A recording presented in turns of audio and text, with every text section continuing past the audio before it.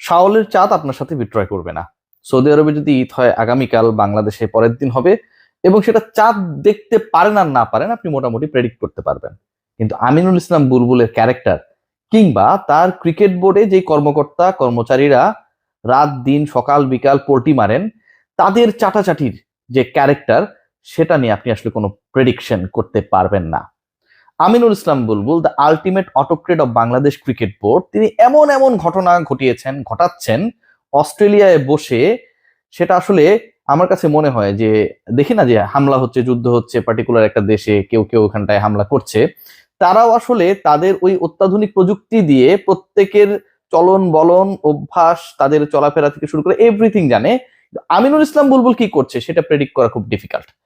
আমিনুল ইসলাম বুলবুল, যিনি কখনো আইসিসি কে মানেন না, নিজেকে কাইট কাইট ডিপ্লোমেসির জনক মনে করেন, ইন্ডিয়া পাকিস্তান ম্যাচ তার কারণেই গড়িয়েছিল, কতটা বেহায়ার মতো এই ঘোষণাটা দেওয়ার পর কদিন পরেই আমরা দেখলাম যখন শ্রীলঙ্কার প্রধানমন্ত্রী একটা নৈশভোজের আহ্বান করেছিল, পাকিস্তান ক্রিকেট বোর্ডের কর্মকর্তারা সেখানটায় দাবি করছেন শ্রীলঙ্কাকে অসংখ্য ধন্যবাদ, কারণ তারা ডিপ্লোমেসি না করলে শেষ পর্যন্ত ইন্ডিয়া পাকিস্তান ম্যাচটা হইতো না, শুধুমাত্র তাদের কারণে হয়েছে। বুলবুল যেসব চাপাবাজি করেছিলেন, বাংলাদেশ থেকে কাউকে না জানিয়ে দুবাই হয়ে লাহোরে গিয়ে এবং পরবর্তীতে এসে বিভিন্ন পত্রপত্রিকা এবং তার পোষ্য গণমাধ্যমে যেসব ইন্টারভিউ দিয়েছিলেন, সবকিছু ধূলিসাৎ হয়ে যাওয়ার পর এই ভণ্ডকেই সবাই পছন্দ করে। কেন বলছি ভণ্ড? দেখুন, এই মুহূর্তে মক্কা মদিনায় অবস্থান করছেন বাংলাদেশ ক্রিকেট বোর্ডের মিডিয়া কমিটির চেয়ারম্যান আমজাদ হোসেন।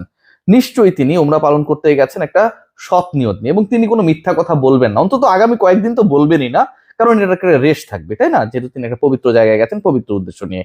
আমজাদ হোসেনকে বাংলাদেশ ক্রিকেট বোর্ড রিলেটেড এবং সবশেষ আমিনুল ইসলাম বুলবুল যে মিডিয়া রিলিজটাকে রিলিজ করেছিলেন, সেই রিলেটেড কোয়েশ্চেন যদি যে কেউ করে, আমজাদ ভাই এক হাতে কোরআন শরীফ আর এক হাত বুকে নিয়ে কি বলতে পারবেন যে তিনি এই ব্যাপারে কোনো কিছু জানতেন? মনে করবেন না বা বলবেন না যে আমজাদ হোসেনের সাথে যোগাযোগ করা যায়নি, কারণ তিনি সেখানটায় ছিলেন, আমরা অনেকেই তার সাথে যোগাযোগ করছি, and is very much available in social media. একজন প্রেসিডেন্ট কতটা অটোক্রেট হলে মিডিয়া কমিটির চেয়ারম্যানের সাথে কোনো ধরনের আলোচনা না করে, কোনো ধরনের ক্লু তাকে না দিয়ে, নিজে পার্শ্ববর্তী একটা দেশের তার পোষ্য কাউকে দিয়ে চিঠি ড্রাফট করে সেটা পাঠিয়ে দেন, এবং তার জনপ্রিয়তা কোন জায়গায় নেমেছে একবার চিন্তা করে দেখুন। সেটা যখন বাংলাদেশ ক্রিকেট বোর্ডের মিডিয়া গ্রুপে দেওয়া হয়, অ্যাকর্ডিং টু ক্রিক বাস, আতিফ আজম ভাই রিপোর্ট করেছে, সেখানটায় আউট অফ 25 ডিরেক্টরস ওই যে থামস আপ দেয় না সবাই, যে ঠিক আছে আমি আছি, হ্যাঁ, নিজের উপস্থিতি জানানোর জন্য মাত্র 7 জন সেখানটায় তাকে সমর্থন দিয়েছে, যার অন্যতম একজন ফিক্সার শামীম, এবং সেই ফিক্সার শামীমকে দ্রুত রিলিজ দেওয়ার জন্য এই খবর আমাদের কানে চলে এসেছে। বুলবুল ভাই, ডোন্ট ওয়ারি, আপনার সকল 2 নাম্বারি অপকর্ম এবং আপনি আশপাশের যেসব বাটপারদের নিয়ে চলেন, এদেরকে আপনি যতই রিলিজ করেন না কেন, এগুলো সবকিছু রিইনভেস্টিগেট হবে, কেউ বাঁচতে পারবে না। বাংলাদেশের ক্রিকেটের সাথে আপনারা যারা বাটপারি করেছেন, ভন্ডামি করেছেন, আপনারা কেউ বাঁচতে পারবেন না। সেই ফিক্সার শামীম সহ বাকি 6 জন থামস আপ দিয়েছে, একজন অ্যাপ্রিসিয়েট করেছে, তার ব্যাপারে আমি কোনো কিছু বলবো না, সেটা তার আর আমার মধ্যেই থাক। আলোচনা যে জায়গাটায়, যেই পয়েন্টে, সেখানটায় হচ্ছে আমিনুল ইসলাম বুলবুলের বোর্ডের কর্মকর্তারা এবং তার খুব কাছের একজন এই মুহূর্তে নিজেকে ভয়ঙ্কর ভাবে বাংলাদেশ ন্যাশনালিস্ট পার্টি বিএনপির সমর্থক দাবি করে প্রচারণা চালানোর চেষ্টা করছেন। এবং ইন্টারেস্টিং পার্টটা কি জানেন? আওয়ামী লীগ সরকার যখন বাংলাদেশে ছিল, তখন তিনি আওয়ামী লীগকে এতটা চেটেছিলেন যে আমার কাছে মনে হয় ওই সময়টায় তার যদি জিহ্বা পরীক্ষা করা হতো ওরকম কোনো মেশিন টেশিন দিয়ে, তাহলে কিছুটা হলেও ওটাতে ক্ষয় পাওয়া যেত। চারটে চারটে লাল করে দিয়েছেন। সেই সময়টা বাংলাদেশ ক্রিকেট বোর্ডে তিনি একটা পদে চাকরি করেছেন, দীর্ঘ সময় ছিলেন, এবং পরবর্তী সময় আমরা দেখেছিলাম তাকে সেখান থেকে কিক আউট করে বের করে দেওয়া হয়। সেই তিনি আওয়ামী লীগকে চাটার পরে চাটা শুরু করলেন অন্তর্বর্তী সরকারকে, এবং অন্তর্বর্তী সরকারের আসিফ মাহমুদ সজীব ভুঁইয়া, তিনি যখন যুব ক্রীড়া উপদেষ্টার পদে আসীন হলেন, তখন তাকে চাটা শুরু করলেন, এবং তাকে চেটে চেটে চেটে চেটে সেখানটাও তিনি আগে চেটেছিলেন আওয়ামী লীগকে, পরবর্তীতে পুরোপুরি আওয়ামী লীগ বিদ্বেষী বা আওয়ামী লীগ বিরোধী যে সরকারটা ছিল, বা আওয়ামী লীগের কর্মকাণ্ড বিরোধী যে সরকার ছিল, ভালো খারাপের হিসাব আমরা করব না, আমরা শুধুমাত্র স্টান্সটা বোঝানোর চেষ্টা করব, সেই সরকারকেও তিনি চাটা শুরু করলেন। এবং সেই সরকার যখন চলে গেল, সেই সরকারকে চেটে তিনি বোর্ডে বহাল রয়েছেন, সেই সরকার যখন চলে গেল, এখন তিনি বিএনপিকে চাটা শুরু করেছেন। মানে এই চাটা, এই যে এই জিহবা নিয়ে এই লোকটা এইভাবে চাটাচাটি করছেন। বাংলাদেশ ক্রিকেট বোর্ডে একটা সময় তিনি চাকরি করেছিলেন, সেখান থেকে কিক আউট হয়েছেন, গ্যাঞ্জাম হয়েছিল কোচের সাথে, ক্রিকেট অপারেশনস এর সাথে, ক্রিকেট বোর্ডের প্রধানের সাথে, আসিফ মাহমুদ সজীব ভুঁইয়াকেও তিনি চাটলেন, সেখানটাও তার সাথে গ্যাঞ্জাম হলো, পরবর্তীতে বাদ পড়ে গেলেন, লাথি খেলেন, তারপর আবার ঢুকলেন, আবার চাটা শুরু করলেন, এখন তিনি বিএনপিকে চাচ্ছেন। এই যে একজন মানুষ এভাবে সব জায়গায় চেটে বেড়ায়, এরকম একজন জিহবাওয়ালা মানুষকে বিএনপির কি উচিত তাকে বা তাদের দলকে চাটতে দেয়া? আমিনুল ভাই বি কেয়ারফুল, কেউ যদি চাপতেও আসে ও যেন ফ্রেশ জিহ্বা নিয়ে আসে, তাই না? এরকম পয়জনাস জিহ্বা নিয়ে যারা চাপতে আসবে ভাইরাসে আক্রান্ত হওয়ার চান্স কিন্তু থাকবে। সেই লোক এখন যেটা করছেন সেটা হচ্ছে তিনি যেভাবে হোক না কেন, আমিনুল ইসলাম বুলবুলের তো এখন আসলে সুযোগ খুব একটা নেই, তিনি যেসব অপকর্ম করেছেন আইসিসিতে, বিসিপিতে, বাংলাদেশ সরকারে, তার ক্রিকেট বোর্ডে, তাকে চাটার কোনো কারণ নেই। সো ওই লোক এখন বিএনপিকে চেটে বাংলাদেশ ক্রিকেট বোর্ডকে কিভাবে তার কন্ট্রোলে আনা যায়। মানে এটা কেন আলোচনা করছি জানেন, যে বুলবুলের বোর্ডের মধ্যেই গ্যাঞ্জাম লেগে গেছে। বুলবুলের বোর্ডের মধ্যে 18 থেকে 19 জন ডাইরেক্টর তার ব্যাপারে সমালোচনা করছে। বুলবুলের ক্রিকেট বোর্ডের ডাইরেক্টররা বলছেন যে আমিনুল ইসলাম বুলবুল অটোক্রেট।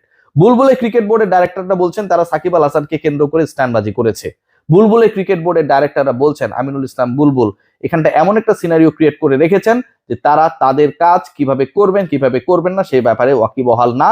তার বোর্ডের ডাইরেক্টররা বলছেন যে তিনি নিজে পার্শ্ববর্তী দেশে তার অনুগত একজনের দ্বারা মিডিয়া রিলিজ নিয়ে লিখে সেটা পরবর্তীতে পাঠিয়েছেন বাংলাদেশ ক্রিকেট বোর্ডের কাছে এবং পরবর্তীতে সেটা যুব ক্রীড়া মন্ত্রণালয়ে দেওয়া হয়।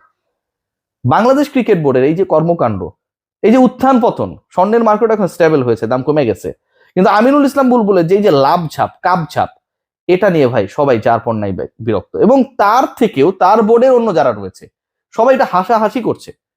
মানে থাকে না যে সারাদিন ভাব গাম্ভীর্যের মাধ্যমে রোজা রাখার পরে যখন আমরা ইফতার করার পর একটু মানে ফিল মুডে আসি, মানে একটু ভালো ফিল করার চেষ্টা করি, ঠিক সে সময় একটু সবাই হালকা আলাপ আলোচনা যখন করে তখন ওই আলোচনার টপিক কি জানেন, ঈদের কোনো নাটক বা ড্রামা না, আলোচনার টপিক হচ্ছে আমিনুল ইসলাম বুলবুল যাদেরকে নিয়ে ক্রিকেট বোর্ড পরিচালনা করছেন, সেই ক্রিকেট বোর্ডের প্রধান হিসেবে আমিনুল ইসলাম বুলবুলের নিজের সার্কাসের প্রধান ক্লাউন হিসেবে তার চরিত্র, এবং তার সাথে যারা রয়েছেন তাদের দৌড়ঝাঁপ যে বাংলাদেশ ক্রিকেট বোর্ডে যেভাবে হোক আমাদের টিকে থাকতে হবে।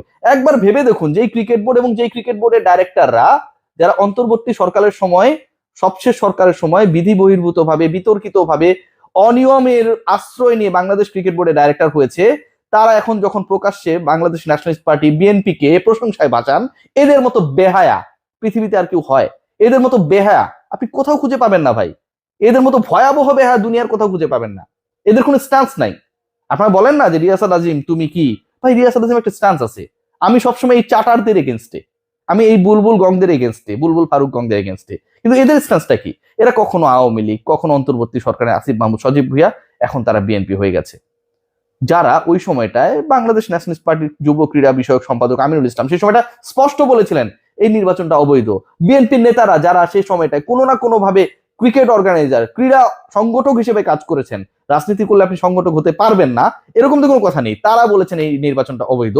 তখন তাদের কথা না শুনে যারা শুধুমাত্র নগদ প্রাপ্তির আশায় বাংলাদেশ ক্রিকেট বোর্ডে চাটার জন্য গিয়েছিলেন, পথ নেওয়ার জন্য গিয়েছিলেন, সেই এখন তারা জিহ্বা বের করে রেডি হয়ে আছেন কিভাবে বিএনপি কে চাটা যায়। এই নির্লজ্জ চাটারদের থেকে বাংলাদেশ ক্রিকেট বোর্ডকে সাবধান থাকতে হবে।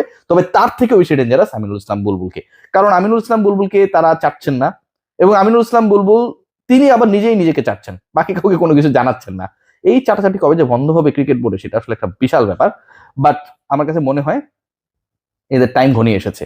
এদের যেসব দুই নাম্বারি অপকর্ম এবং যারা আসলে বড় বড় কথা বলে, এরা নিজেদেরকে অর্গানাইজার দাবি করে, এরা নিজেদের দোকানপাট থেকে শুরু করে মার্কেট অবৈধ দখল করা জমির উপরে স্থাপন করেছে, এদের প্রত্যেকটা অর্থ হচ্ছে হালাল না হারাম। এই মানুষগুলো যখন বলে যে তারা অর্গানাইজার, জীবনে একটা ক্লাবে 1 টাকা ডোনেট না করে এরা যখন বড় বড় কথা বলে তখন আসলে লজ্জা পায় আমাদের।